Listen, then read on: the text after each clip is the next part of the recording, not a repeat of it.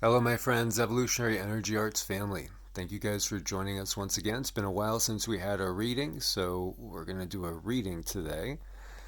And the first card we're going to see is Ganesh looking really chill, and so it's surrender.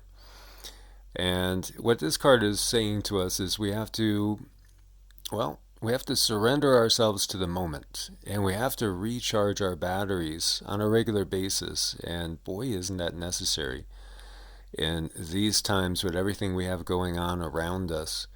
It's easy to look at things if you're one of those people that are perhaps, not working at the moment because of the lockdown situation going on. Then for you, you might feel like fidgety and like, God, I just want to do something. And then so many other people are working their butts off and are feeling absolutely overwhelmed, whether they have a job or not, just because of the stress of supporting their family with no income or limited income or limited business. What's happening right now is putting a tremendous stress on the vast majority of people in the world. And that's the thing that's unique about this situation, is it truly is a global situation. And so Ganesh is telling us we have to surrender to the situation in a way in which we can take care of ourselves and not forget to take care of ourselves, replenish our batteries, as we are always preaching, go within, go within, go within, go within. Take the time to get into some good habits, perhaps, a regular workout schedule, a regular meditation schedule, regular yoga, tai chi, qigong, things like this, or just regular time, being outdoors, perhaps in Mother Nature with your family. We must replenish our batteries, because even if it seems like we're not doing so much, and perhaps, because of the situation, you're not working your normal job, but yet the stresses are higher probably than ever. So recognize that stress can take such a toll on your body, and so we got to replenish ourselves. Perhaps we have to change our plans. And speaking from experience, we can feel very overwhelmed right now trying to start a homestead with no water in 100+ degrees, and having to haul water and trying to grow things and build things and keep the channel going and work on people that need help. Yeah, it could be overwhelming. So we must sometimes adjust our day and simply take some time for ourselves to recharge our batteries. So we see the Knight of Air. And so events that occur with great speed. Take time to carefully review your options and creative solutions. Yeah, it seems as if things are going at a breakneck pace, and we keep hearing all about how this might be the new norm, perhaps for a year, perhaps for multiple years. And today there was one article saying we might be in the same situation in 2024. Let us hope not. Let us hope that we can get into a good groove and we can grow and learn about alternative ways of doing things and ways that we can grow together as individual families, as communities, as beings, individuals as well. Perhaps it's a good time, again, to take up good, healthy practices. Now we see the Five of Forces, summer and winter.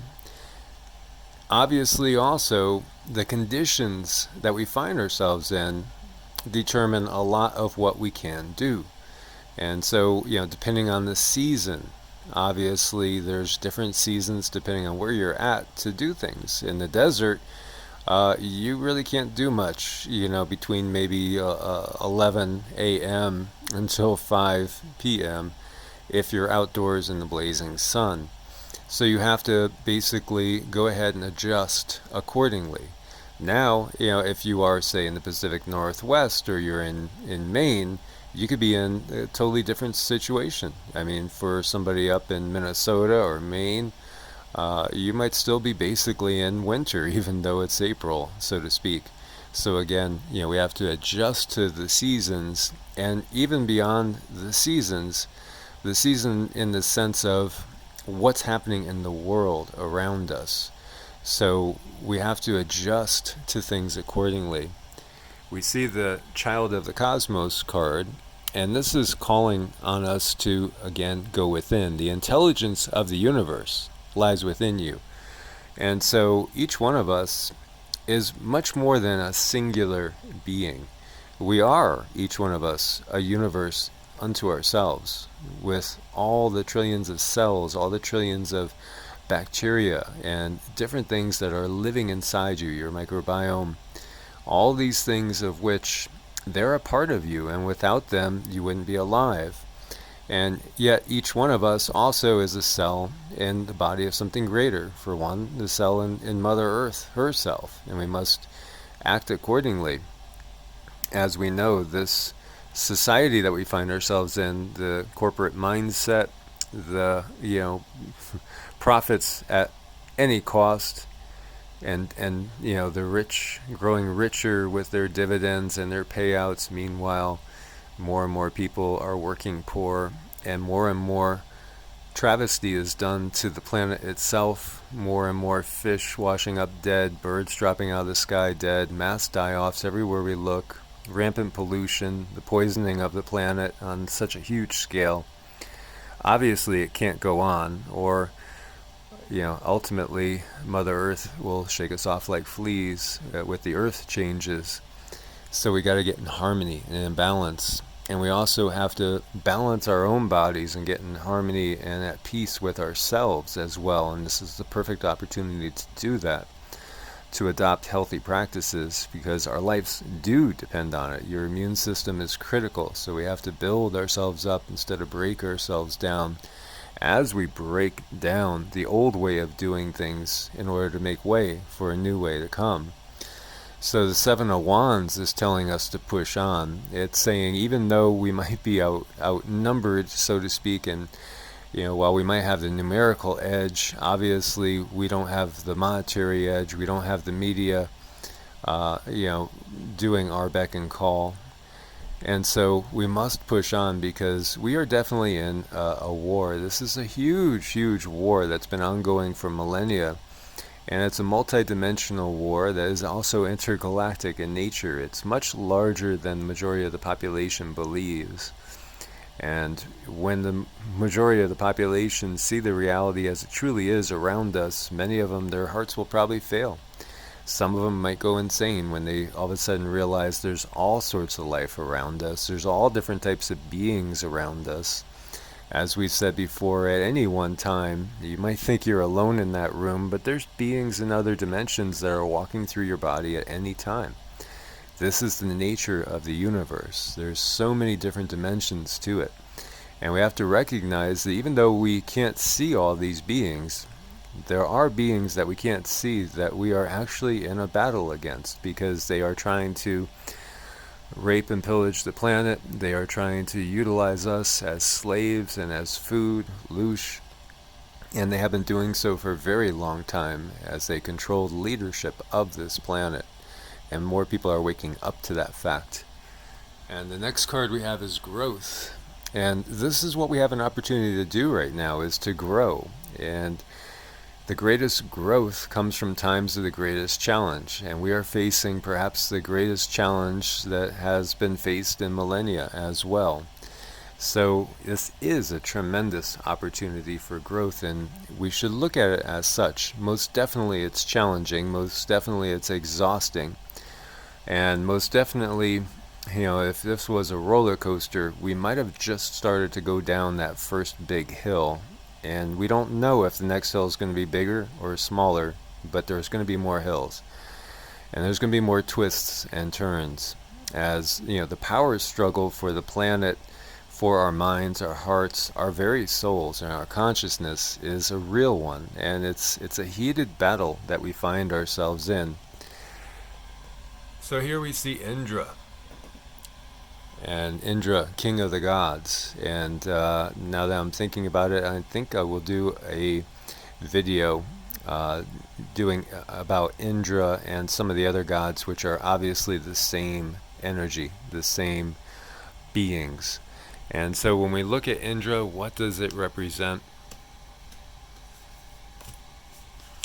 Well, It represents physical virility, which we definitely need in these times. It also represents wealth and success, and that can mean different things for different people. It also is heroism and leadership, which is critical in these times, as it's just so apparently obvious just how horrible the leadership of this planet has been. And it's also security in times of aggression and war. And so that's a foreshadowing of what is planned to befall us. And so we have to, again, speak up and call it out.